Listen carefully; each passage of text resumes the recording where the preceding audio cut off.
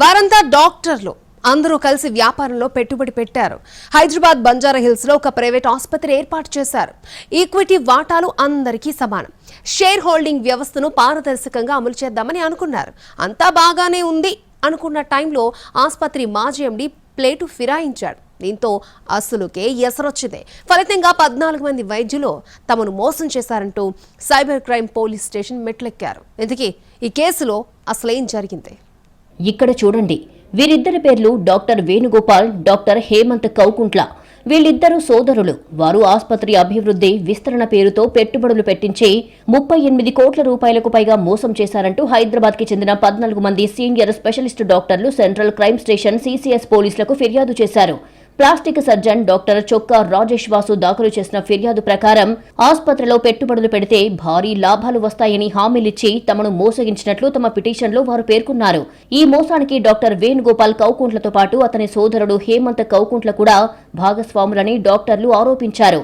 2014-2015 మధ్యకాలంలో ఆసుపత్రి equity share holding వ్యవస్థను పారదర్శకంగా అమలు చేస్తామని చెప్పి డాక్టర్లను పెట్టుబడులు పెట్టేందుకు ప్రోత్సహించినట్టు ఫిర్యాదులో తెలిపారు. మొత్తం సుమారు 100 కోట్ల మేరకు వివిధ డాక్టర్ల నుంచి పెట్టుబడులు సమీకరించినప్పటికీ ఫిర్యాదుదారులైన 14 మంది డాక్టర్లు కలిపి 38 కోట్లకు పైగా పెట్టుబడి పెట్టినట్టు పేర్కొన్నారు. అయితే పెట్టుబడులు పెట్టిన తర్వాత హామీ ఇచ్చిన లాభాలు రాకపోవడంతో పాటు ఖాతాల్లో నష్టాలు చూపుతూ తమను మభ్యపెట్టారని ఆరోపించారు. ఆసుపత్రిలో రోగుల సంఖ్య, ఆక్యుపెన్సీ బాగానే ఉన్నప్పటికీ ఏటా నష్టాలు వచ్చాయని చెప్పడం అనుమానాలకు దారితీసిందని తెలిపారు. అంతేకాదు, కరోనా సమయంలో ఆసుపత్రిలో చికిత్స పొందిన రోగుల నుంచి అధిక బిల్లులు వసూలు చేశారు. కానీ ఆ నిధులను రియల్ ఎస్టేట్, బంగారం వంటి పెట్టుబడులకు మళ్లించారని 14 మంది డాక్టర్లు ఆరోపించారు.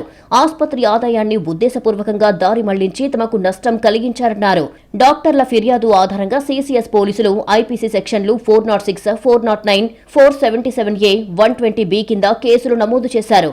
డాక్టర్ వేణుగోపాల్ కౌకుంట్ల, అతని సోదరుడు హేమంత్ కౌకుంట్లతో పాటు ఇతరుల పాత్రపై లోతైన దర్యాప్తు ప్రారంభించినట్టుగా తెలిపారు పోలీసులు. ప్రాథమిక విచారణ పూర్తయ్యాక తదుపరి చట్టపరమైన చర్యలు తీసుకుంటామని సీసీఎస్ అధికారులు స్పష్టం చేశారు.